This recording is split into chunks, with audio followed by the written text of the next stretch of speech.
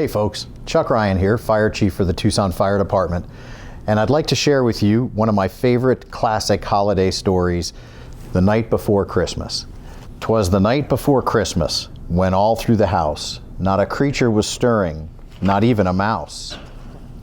The stockings were hung by the chimney with care in the hopes that St. Nicholas soon would be there.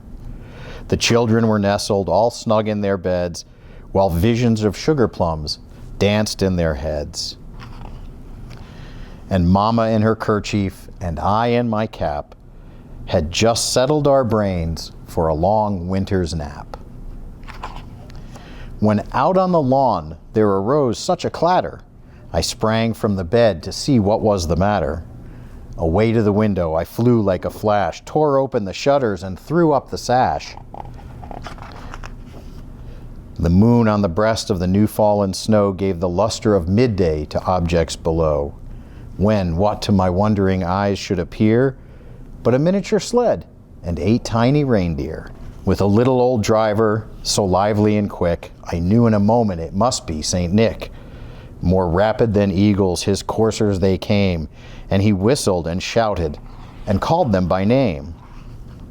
Now Dasher, now Dancer, now Prancer and Vixen, on Comet, on Cupid, on Donder and Blitzen. To the top of the porch, to the top of the wall, now dash away, dash away, dash away all. As dry leaves that before the wild hurricane fly, when they meet with an obstacle, mount to the sky, so up to the housetop the coursers they flew, with the sleigh full of toys, and St. Nicholas too. And then in a twinkling I heard on the roof the prancing and pawing of each little hoof. As I drew in my head and was turning around, down the chimney St. Nicholas came with a bound. He was dressed all in fur from his head to his foot, and his clothes were all tarnished with ashes and soot.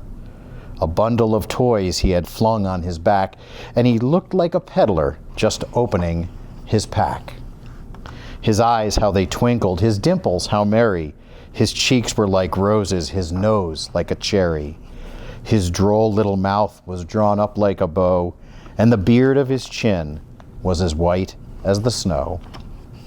The stump of a pipe he held tight in his teeth, and the smoke it encircled his head like a wreath. He had a broad face and a little round belly that shook when he laughed like a bowl full of jelly.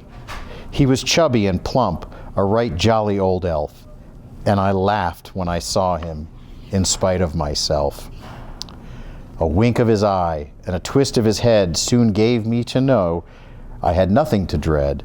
He spoke not a word, but went straight to his work and filled all the stockings, then turned with a jerk.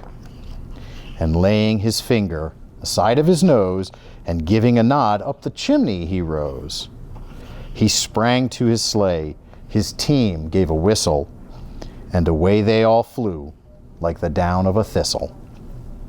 But I heard him exclaim as he drove out of sight, "Merry Christmas to all, and to all a good night." Thanks for joining me for this reading of The Night Before Christmas.